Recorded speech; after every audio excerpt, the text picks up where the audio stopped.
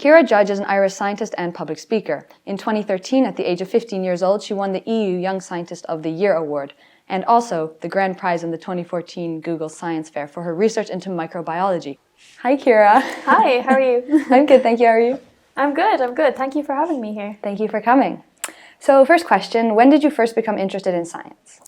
So I actually first became interested in science when I was 5 years old. So I was always quite curious, but I didn't really think about that in the context of science until I went to a science fair in Ireland where my brother was showing off his project. And now I really loved animals when I was younger. So I went in to visit my brother, and my brother's project, I don't know what it was, but the stand beside him, it was a group of girls that had investigated the myth that the memory of a goldfish is only 3 seconds long.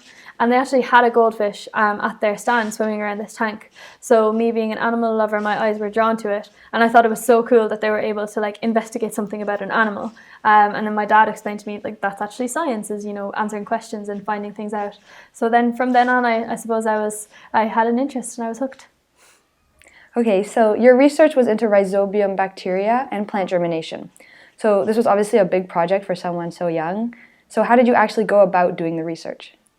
It was super kind of just pieced together, it wasn't hugely technical, especially at first, because we were quite young and we weren't really used to the scientific method, I guess. Yeah. So literally what we did is we got our hands on the bacteria and we learned how to grow it up. So we learned how to grow it in culture, which is just in this bit of broth. And we grew up loads of bacteria, and we're kindly sponsored seeds from a local seed store.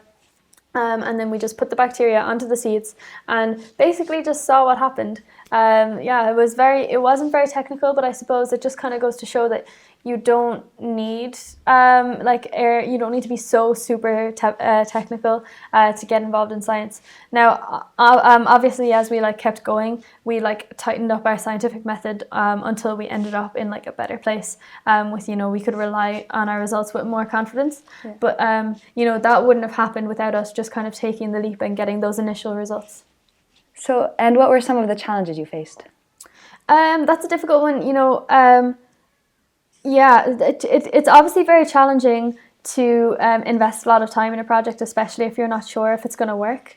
So we were definitely taking a big risk, and to dedicate a lot of our time to basically looking at seeds could at times be very challenging and put pressure on ourselves and our relationship as a team. But it ended up okay. I think once we started to get recognition and stuff for it, a big challenge was kind of keeping 2 feet planted on the ground, and not getting too overconfident in ourselves, and realizing that we still have to give respect to our friends and stuff, but also just balancing the fact that we'd be at huge events with big names, maybe the Taoiseach, which is the Prime Minister of Ireland. Oh, yeah. And then an hour or two later we'd be in maths class having to listen to our teacher. Yeah. So it was almost living a double life, which was a bit challenging. Yeah, wow, it sounds it.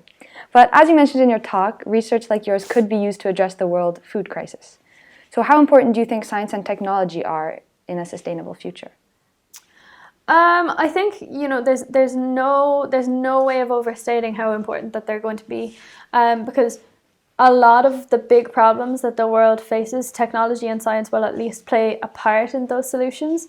Healthcare, the global food crisis, obviously technology is going to play a part in that. It's people are now using science to 3D print protein, to 3D print, instead of us relying on harvesting actual animals, which I think is super great. And as that industry starts to expand, I think it'll really help with issues like global warming as well. Global warming itself, there's so many issues, even just research, finding out why certain things are happening so that we can stop them, not even solutions themselves, Yeah, that's very interesting. Winning Young Scientist opened up a lot of opportunities. Did you imagine any of this happening when you started out? Absolutely not. I think, especially given the fact that it's 6 years since we won our first science fair, I don't think I ever dreamed that it would keep going this long. So I'm really lucky, and I'm really glad that I've managed to like grow so many other things out of it, and you know, build up a really good portfolio and experience of speaking with young people, but also speaking with influencers and policymakers, because I do view the position I'm in as like a unique position to provide a bridge between those two groups of people, because I don't think there is enough communication. I think both groups are kind of out of touch. So fingers crossed I'll be able to kind of aid that breakdown a little bit, and have young people's voices represented a little bit more when it comes to, you know, politics at a high level. Yeah, that sounds good. And you became successful at a really young age, and you were named one of Time's most influential teens in 2014. Congratulations. So was the recognition hard to cope with, and do you feel any pressure now because of it?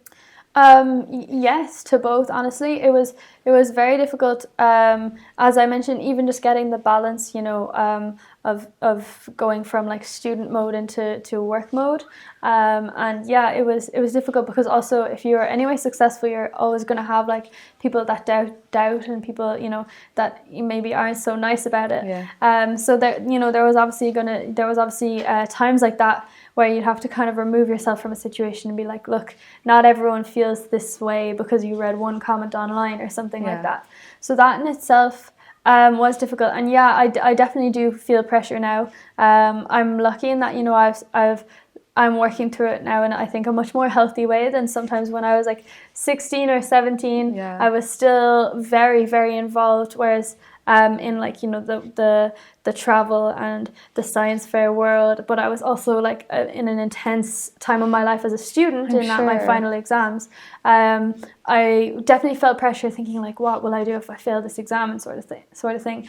But I've now started to kind of gain a little bit of perspective and be like, yeah, I might be a name that people might know and might be set around a dinner table, but at the same time, the world isn't gonna, you know, if I get a C on a test or something, the world isn't gonna find out about it and be outraged. So it helps to kind of realize that maybe I'm not as big as I think I am, and that takes the pressure off. But especially, it's very impressive, because even now, like, I'm 17 and I can't even imagine doing anything other than like the life I have now. Yeah, which makes it just that much more incredible. Yeah. Yes, I suppose it's like it's a comment on like education as well, that like it doesn't leave room for you to do something like that once. So because I was kind of lucky in that I started on that road at like 13 or 14, so I was already immersed in it by the time I got to the tough years of school. But yeah, education doesn't really lend itself to a lot of education systems anyway don't lend itself to young people doing something a little bit different, which is, it's good in terms of like equal opportunity, but then sometimes it's bad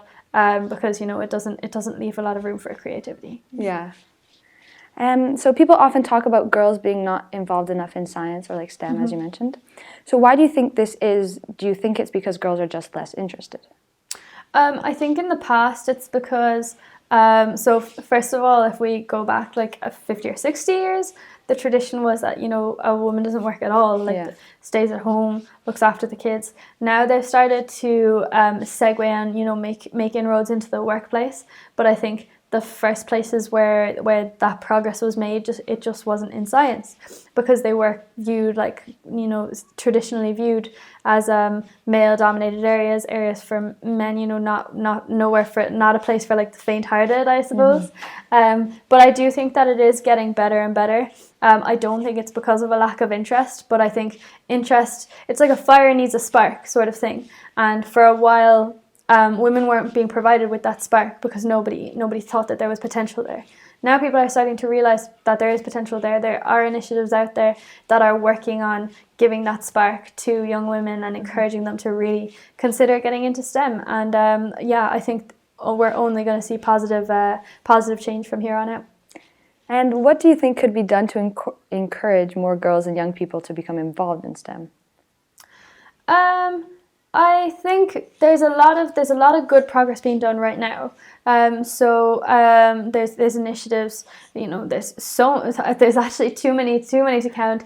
Organizations. There's an organization in the UK called the STEMettes, which is like entirely entirely about promoting women in STEM.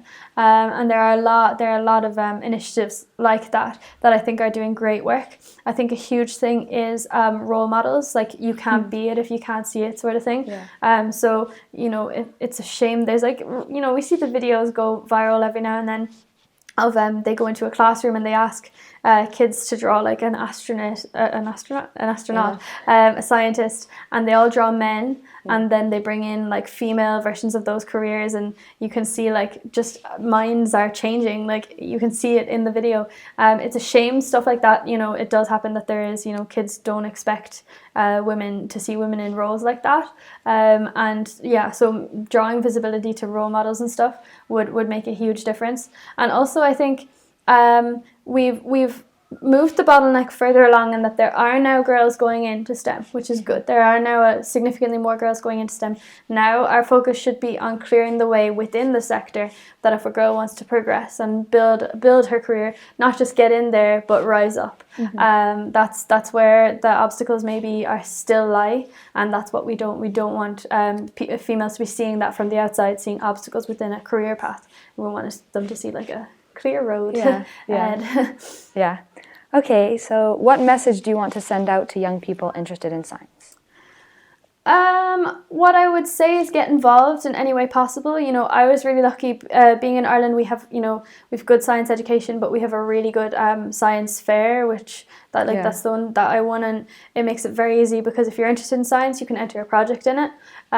You know, those opportunities aren't going to be visible, but that's not to say that they're not there. You just might have to look a bit. You might have to expand your search radius, or just look a little bit harder. What I would say is be resourceful. There's a lot of things lying around at home that you could use to turn into like scientific equipment. I have done it myself, so that's how I know. You know, I built a homemade lab out of things that we found lying around at home. Like built scientific equipment out of Lego and stuff. Oh, wow. So there's nothing really stopping you, as long as you get resourceful. And ultimately, if you don't have the resources, but you get smart about it, and you find a way to make something happen, that experience will stand to you in later life. So, you know, being resourceful actually does pay off, and it becomes such a huge skill set that, you know, employers and companies do look for. Okay, well, that's it. So thank you so much for coming. Thank you for having me.